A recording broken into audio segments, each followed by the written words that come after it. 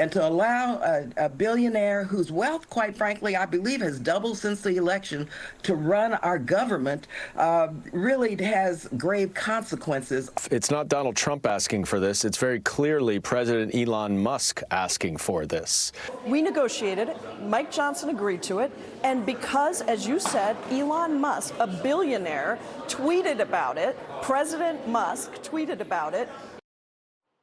Democrats hitting President-elect Trump with petty jabs, suggesting Elon Musk is the one calling the shots. But our next guest says this is just a lazy strategy to try and get under Trump's skin, and it won't work. Seattle radio host Jason Rantz joins us now. Jason, listen, this is clearly an attempt to get under Trump's skin, but, you know, calling Elon Musk President Musk a bit far, even though, in fairness, Musk was the first to tweet about the problems with the original continuing resolution bill.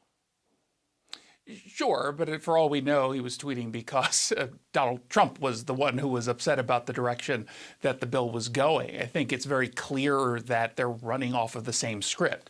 If it's not saying President Elon Musk, it's the shadow president. It's all of these talking points that clearly have been distributed. And if it wasn't so obvious, perhaps it would work, right? I mean, if this was organic, if the American people were all of a sudden truly questioning whether or not Donald Trump is in charge or Elon Musk, it might cause some little bit of a riff.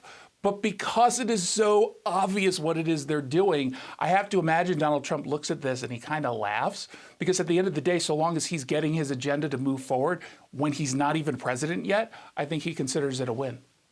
And, you know, we heard from Caroline Leavitt, the incoming White House press secretary, saying that, look, President Trump is in charge, full stop. But, you know, you also have heard a few, even Republicans have suggested, well, wait a minute, maybe we should make Elon Musk Speaker of the House, replacing Mike Johnson. What do you make of those suggestions? I think that is a bad idea. It is a handful of people who are pursuing this.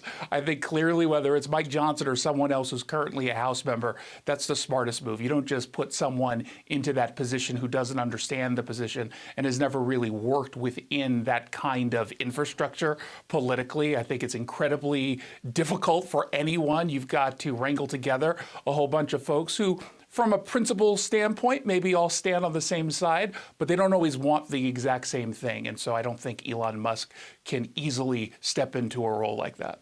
So, Jason, do you think that the Democrats fail to see or admit that, hey, for a moment, it might be good to have this individual, not just any billionaire, but a man who revolutionized the auto industry by moving to a more energy efficient with Tesla and cars, a man that rescued astronauts stranded in space because of his SpaceX private company that will now bring Sonny and the other astronaut back from being stranded.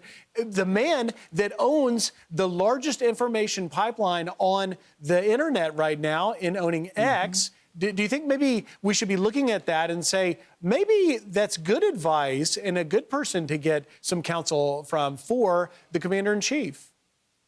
Well, when have progressives ever done the smart thing, right? I mean, this was a guy who used to be the sweetheart, the darling of the Democratic Party because of Tesla. And now all of a sudden you've got liberals who are saying they're ashamed to even own one and might want to resell it. I think at the end of the day, this is just part of their, again, silly and lazy attacks on billionaires, despite the fact that, hey, you just had a candidate who raised $1 billion and failed. You had a whole bunch of Democrats who are raising a whole bunch of money from millionaires and billionaires.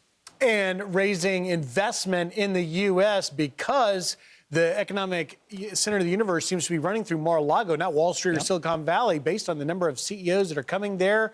And as the Wall Street Journal says, kissing the ring, bending the knee, and cutting the check. Jason Rantz, thank you for taking time, and have a Merry Christmas. All right. Merry Christmas. I'm Steve Doocy. I'm Brian Kilmeade. And I'm Ainsley Earhart. And click here to subscribe to the Fox News YouTube page to catch our hottest interviews and most compelling analysis.